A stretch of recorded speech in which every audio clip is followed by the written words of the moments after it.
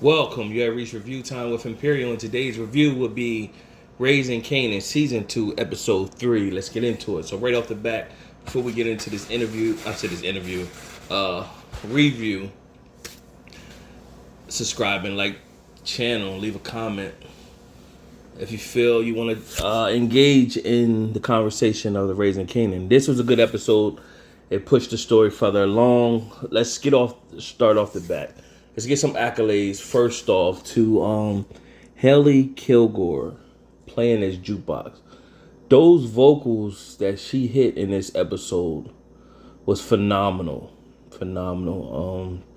I don't know if people really realize that I know it's a lot of different moving parts and names that go along with Power Universe and what makes this whole franchise move the way it move. You know, it's a lot of names that we don't really know that's key parts. So no slight to them. But the main figure that most of us know is 50 Cent or whatever. So a lot of us, not slighting the other people, but we look at 50 Cent is kind of like the glue that's initiating this whole franchise, and he's given a lot of people with his energy or whatever a lot of opportunity to get on. Just if it's so much just to get your face out there so people could pay attention to your talent, and then you go from there. Because Haley Kilgore, she sung the hell out of this song that was in this episode. Another standout in this that I've been paying attention to is Quincy Brown, Albie Shore's son, where you don't see him, Quincy. You don't see him.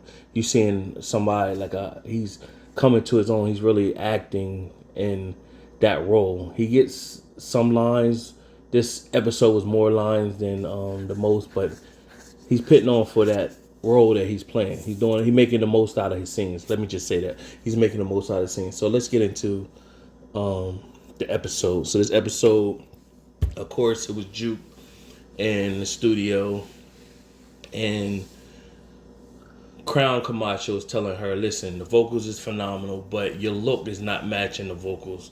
We need you to look sexy, and sex appeal sells, which has always been one of the main things for women in the music industry, especially when it comes to hip hop and R&B. The women have to have sex appeal, and he was telling her that's what you need. Now, and the girl Aziza doesn't have the voice of Juke, but she has the sex appeal. So he was just trying to tell her, yeah, you got the vocals, you got the sound, but you need to change your look up. And basically Juke is like, this is me. So she looking at her Uncle Marvin. Uncle Marvin understands it, so he just trying to tell her, look, you beautiful, you my niece, but we need you to tap into that beauty. Like, basically telling her you need to express some sex appeal. So when we see the grown-up Juke that became a police officer that was manipulative and kidnapped Tyreek, we seeing this is the early stages of how she becomes that or whatever. And she had the voice, but for whatever reason, we starting to see this early stages of her purity, like change, right? Also in this episode, you seen Juke track her mom down, follow her mom's routine, sees her mom and that's in a choir, and shows up looking at her mom in the choir and at the church, and her mom looked at her and was like, she knew that was her daughter, and Juke ran off, and then she raced after her, but Juke was already gone. Meanwhile, Howard showed up, told Kanan that he was his father, told him he'd be getting back with him. He's like, I know your mom told me that I'm crazy, but you've been thinking all this time Def Con was your dad, but he's not. So that's bothering Kanan. Meanwhile, you got so I'm just going down the line. We also seen Unique rob the bodega. We knew that was gonna happen. Juliana, he took her to. We find out what happened towards the end. And so we also seen Marvin in his anger management classes. Now I said this if you check my review for either episode 1 or 2, I said I already see that Marvin's going to knock down the person who hosts the anger management session, the doctor or the counselor. I said he's going to do that. So you've seen it off the bat or whatever. So Marvin's not coming in like the other ones. He's coming in with anger management, but his demeanor, you can see that she's attracted to that. So this episode is showed that he opened up a little more. She told him some tools that he could use, and she kind of, you could tell like she's softening up towards him. So you see that, and a few episodes from now, Marvin gonna knock that down. So we already see that coming. You also see Howard's partner, who talked with her dad, and she's saying Howard's keeping secrets. He's telling her like, you got to have your partner back. His partner, she also reached out to her old girlfriend, and the girlfriend told her, you kept secrets. And Howard's pretty much, he's not used to having a partner. You need to kind of stick next to him. So I keep saying Howard's partner, but it's Burke. So Burke is suspicious still, and she's not going to let up. She also watched Howard where he had a call girl, pretty much. He was paying for sex, and she watched that. She witnessed that. So that's going to brew to something. Meanwhile, you also seen Rock. She's want to expand the business, but she's not locking down her current business. So she's in a fast pace. We're expanding here. She want to expand in Jersey now.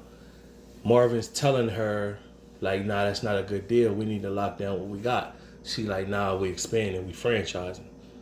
She not listening. So this, you already see the makeup and the downfall that Rock is setting up to happen. So from there, she's searching for the money. She's searching for Juliana. Eventually, Unique reaches out to Worrell, telling him pretty much, I want to meet with Rock. So they meet at Showdown. Unique pretty much tell her that Worrell is just a messenger. He's the message. So don't basically penalize him, and tell her that he just want to be left alone. She like, well, where's my money? You know what I'm saying? Well, I had to get your attention, and he basically want to be left alone. He can't do much, and they basically said it's other corners, it's other towns you could move to. He said, yeah, but those other towns, they got a Unique, they got a Rock maybe, and basically this is all I know. This is my home, so I ain't going nowhere. But I just want to be left alone now. I'm hot as fish grease. Nobody want to fool with me anyway. So Lulu is pretty much telling Ra, if they kill him, the cops is gonna know we did it, so it's gonna bring more heat. So he took the gun off of Juliana, and they Rock pretty much like, where's my money? So that was it for Unique for the episode. And then you've seen Camacho meet up with Rob, pretty much telling her that I'm gonna sell you my portion of the company. That way we get Lou back in the streets, and we get him out the music business. And you see where Camacho told Famous that I'm gonna help you get up. Famous is basically so you see Kanan slipped in when Marvin and them was searching for the money or searching for Unique. Kanan slipped in the projects, slipped in, took a package. So you know Kanan is young. He's always like, he messed up last season where he messed the drugs up and was killing people. Now you see him slip in the operation and took a pack, right? So he took a pack so him and Famous could go out there and sell some drugs and get some money so Famous get a place to stay. So Camacho pretty much said he knows some people that could probably give him a place to stay. He told his sister he'll look out for him. So you could see that it's where that's building. Camacho eventually gonna get killed. You see that coming. We know Famous, which is Sean, he eventually gonna get killed too. So we know that's gonna happen. Now, when you seen Kanan take the package, you pretty much know by him taking that package, that's gonna mess something up because money's gonna come up short somewhere. Somebody gonna be wondering why the money will come up short. So they're gonna be predicting that somebody else is stealing. Not Kanan came and steal, so that's gonna cause some friction somewhere else. So you already see this coming, or whatever. So any of you that's seen the movie New Jack City, if you ain't seen that movie, go watch the movie that came out like 1990, 1991, somewhere around there. And if you watch that movie, you'll see everything that's in this Raising Kanan with them in the projects. That's how New Jack City was. So they taking this straight out of the book or whatever. Maybe this really was happening in New York at this time, back in the 90s or whatever. But if you watch New Jack City, that came out in 1990, 91, this was exactly what that movie was happening in that movie. Nevertheless, that's what happened with that. At the end of the episode, Howard approached Kanan again and pretty much told him, like, yeah, your mom probably told you I was crazy or whatever, but I'm not. And I remember everything. And I know you shot me, and pretty much I'm not going to tell on you because you my son. He just walked off. Now, probably by right, if he didn't, telling him he remember he was the one who shot me, he would be telling the police and everybody, like, yo, that's the kid who shot me or whatever. But if he's not doing that, that's going to resonate with Kanan. Well, he could turn me in, but he not. So we already seen previews that Kanan does eventually go to jail and visit DEF CON to, ask him about if he really is dad or whatever. So this was a decent episode. Subscribe to the channel, like the video, leave a comment if you what's your take on the episode. Till next time.